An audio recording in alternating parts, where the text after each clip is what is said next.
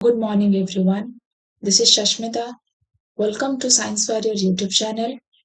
If you want to learn science simplest and easiest way, then please subscribe my YouTube channel and hit the bell icon. Today we are going to learn the new science topic. So let's start the video. So today we are going to learn the new topic whose name is pressure, wind, storm and cyclones. So the first question arises here, what is air pressure? Air pressure is the force exerted by the weight of air on Earth's surface. The atmosphere is a thick layer of air surrounding the Earth, and the gravity pulls it downward, creating a pressure on everything below. That means, if we take an example of a person who is sit below the fan, he feels the air more than the person who is sitting at a distance of a fan. Why? Because of air pressure. Pressure feels below the fan is highest, but pressure feel less at a distance of a fan. At sea level, the atmospheric pressure is highest because the entire column of air above presses down. This pressure is what we call atmospheric pressure. Air is made up of tiny molecules that are always in motion. These molecules constantly collide with surface, exerting a force. The total force per unit area is what we measure as air pressure. A barometer is the instrument used to measure atmospheric pressure. We take an example of a person who is sitting below the fan. He feels the air more. Why? Because air exerted a pressure on him. If we take an example of a person who is sitting at a distance of a fan, he feels less air because it forces less air at him due to high distance. So the standard atmospheric pressure at a sea level is about 1,1325 pascals or 1 atm.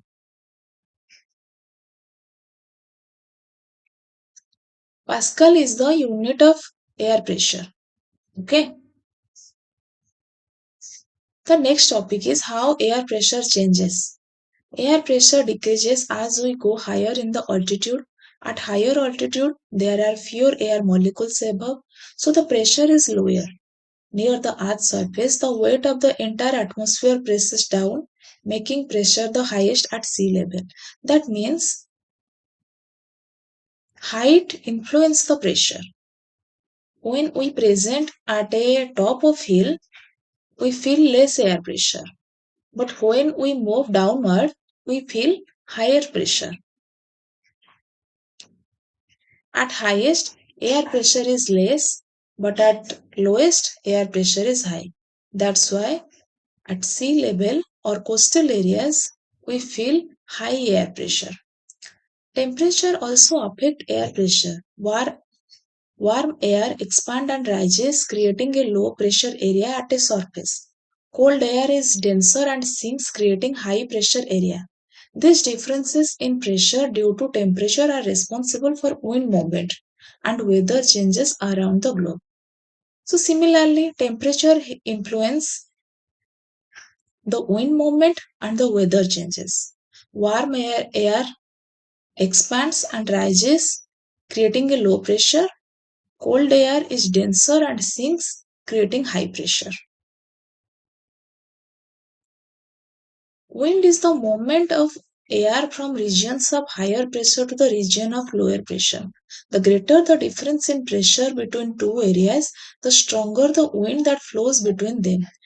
This movement of air is nature's way of balancing pressure differences across Earth's surface.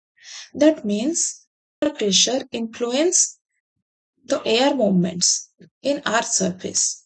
How winds are formed? Air formed with tiny particles. But how winds are formed? High pressure areas, that is, cool, dense air sinks and pushes down the surface, creating high pressure zones. Air flows outward and away from these regions, moving toward areas of lower pressure where it is needed to restore the balance.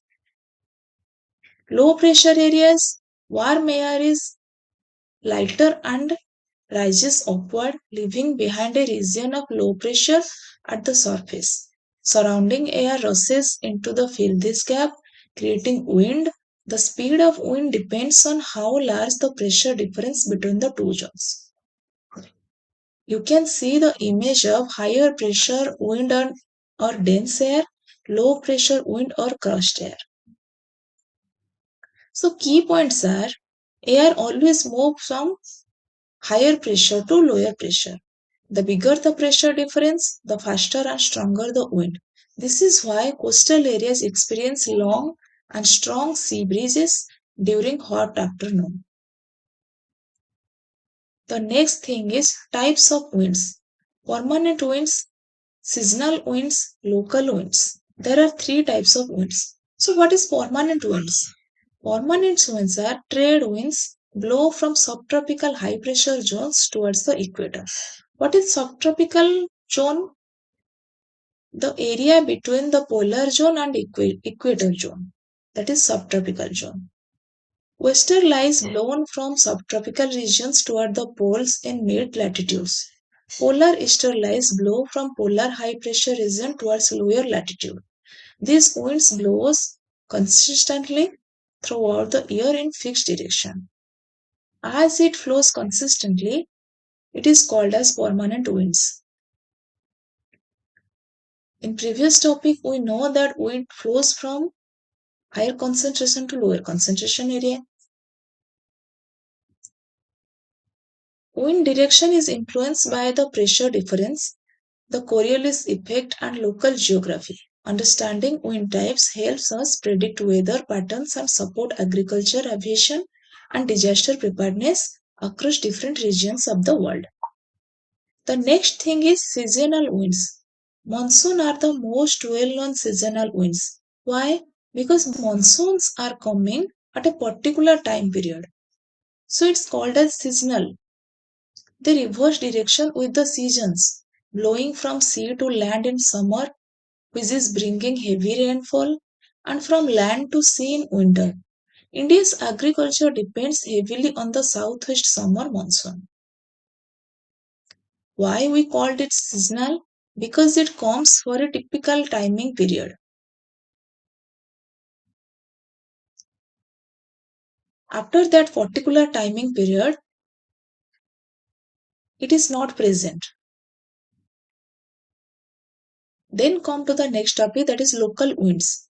Sea breeze blows from sea to land during the day as land heats faster. Land breeze blows from land to sea at night as land cools faster. Mountain breeze flow down slopes at night.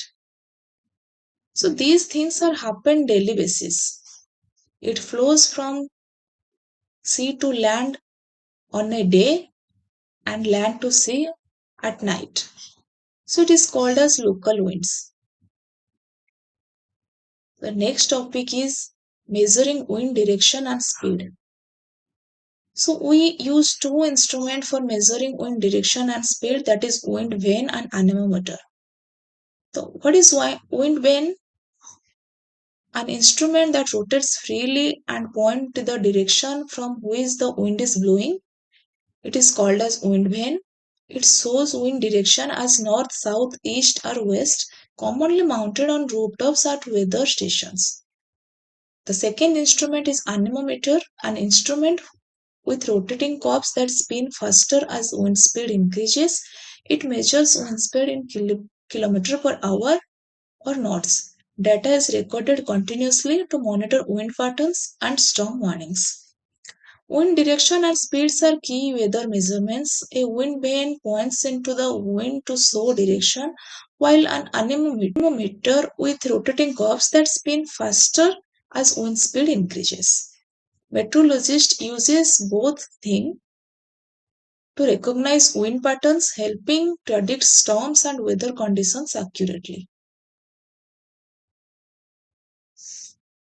The next thing is temperature differences and pressure differences. These differences are directly influence the local weather patterns. The sun heats the earth's surface unevenly, land heats up and cools down faster than water. Difference in heating creates difference in air pressure, which in turn drives the movement of air, creating winds and influencing local weather patterns. During the day, land heats up faster than the sea. Hot air over land rises, creating a low pressure zone. Cooler air from the sea rushes into the fill the gap. This is called as sea breeze. At night, the land cools faster, reversing the process to create a land breeze. So the key concept is warm air rises low pressure, cold air sinks that create high pressure. Uneven heating of Earth's surface is the primary driver of pressure differences. Warm air is lighter and rises, creating low pressure at the surface. Cold air denser and sinks, creating high pressure. This simple principle explains that local winds like sea and land bridges, as well as large-scale global wind patterns. Greater the temperature difference, the stronger the pressure difference. This is why coastal areas experience a regular sea and land bridges daily.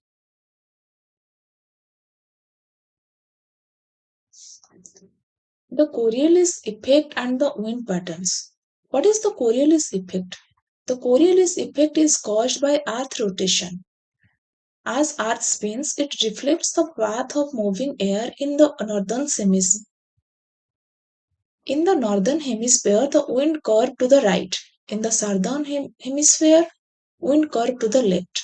This deflection shapes global wind patterns and influences the direction of large storm areas. The Coriolis effect is not a physical force but an apparent deflection due to Earth rotation. It is strongest at the poles and zero at the equator. This effect is responsible for the rotation of cyclones anticlockwise in northern hemisphere and clockwise in southern hemisphere.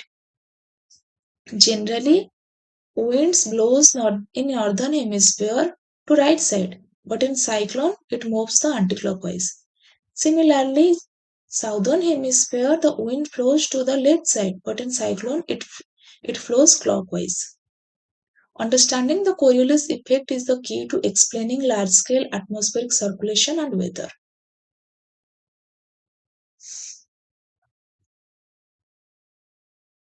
So it is the powerful weather event that develop when the atmospheric conditions combine low pressure, abundant moisture and the unstable atmosphere work together to trigger violent weather. How storms form. A storm begins when warm moist air rises rapidly from the surface into the atmosphere. As this air cools at higher altitude, water vapor condenses to form towering the cumulonimbus clouds. The rising air creates a low pressure zone at the surface, drawing in more warm air and intensifying the system. This cycle of rising air, condensation, and inflow sustains the storm and drives heavy rainfall, strong winds, and thunder at lightning. At first step, air rising. The next step, condensation happen and it convert to water vapor. After that inflow of clouds, then it sustains the storm and drives heavy rainfall and strong winds, thunder and lightning. Key conditions to form storm formation. Lower atmospheric pressure at surface, high moisture and humidity in air, unstable atmosphere with warm rising air. Storm features, heavy rainfall and strong winds, thunder caused by rapid air expansion, lightning from electrical charge buildup, towering dark clouds. These are the features. So types of storms. There are various type of storms, that is thunderstorm, dust storms. So what is thunderstorm? Thunderstorm formed when warm moisture rises rapidly into the atmosphere, produces lightning, electrical discharge, thunder, heavy rain and strong winds, most common in tropical regions. What is dust storm? That is occur in dry arid regions when strong wind lift loose sand and dust, reduce visibility drastically. common in deserts and semi-arid areas like Rajasthan, India. So in thunders, lightning is caused by static electricity built in storm clouds. Because positive and negative charges are exchanges, electricity flows, so it brings lightning and thunder. Thunder is the sound produced by the rapid expansion of air heated by lightning. Thunderstorms can cause flash floods and are dangerous in open areas. Similarly, hailstorm occur when water droplet freezes into ice pellets inside the thunderclouds and fall to the ground. Tornadoes are violent rotating columns of air extending from storm clouds, extremely destructive but short-lived.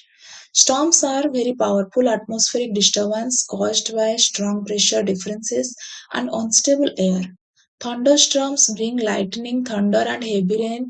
Dust storms reduce visibility and affect dry regions. Hailstorms and tornadoes, though less common in India, and are among the most destructive storm types found across the world. So here you are knowing about thunderstorm, dust storm, lightning, hailstorm, and tornadoes. What is a cyclone? A cyclone is a large-scale air mass that rotates around strong center of low atmospheric pressure. Cyclones form over warm ocean water where heat and moisture fill the system. Warm moist air rises rapidly, cools and condenses, releasing energy that powers the storm. The rotating winds spiral inward and upward, creating a well organized storm system with extremely heavy rainfall and destructive winds. So the key points are its eye, calm, clear center of low pressure, eye wall. Surrounding the eye contains the strongest winds and heaviest rainfall. Rain bands, spiral bands of clouds and rain extending outward from the center.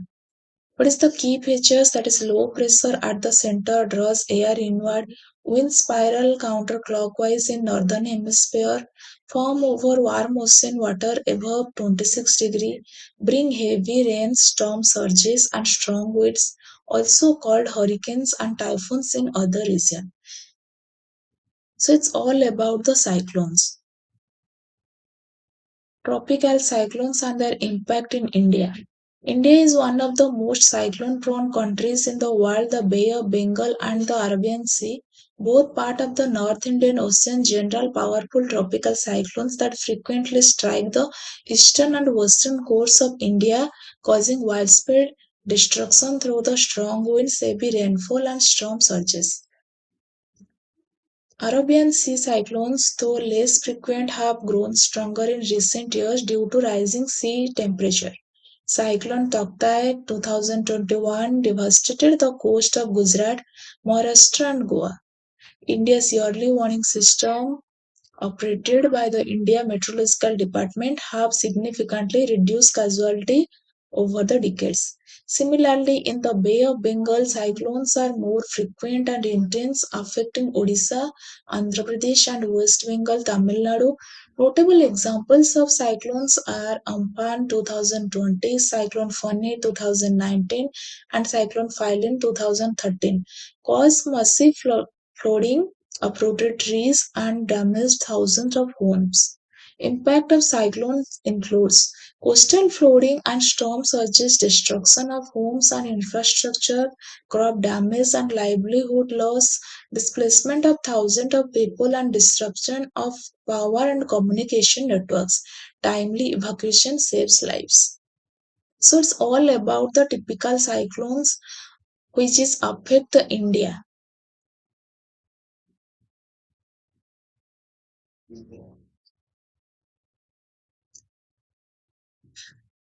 Weather forecasting and cyclone prediction. Meteorologists use advanced tools to predict weather and track cyclone satellite capture images of cloud patterns and storm systems from space, while radar systems detect precipitation and wind speeds.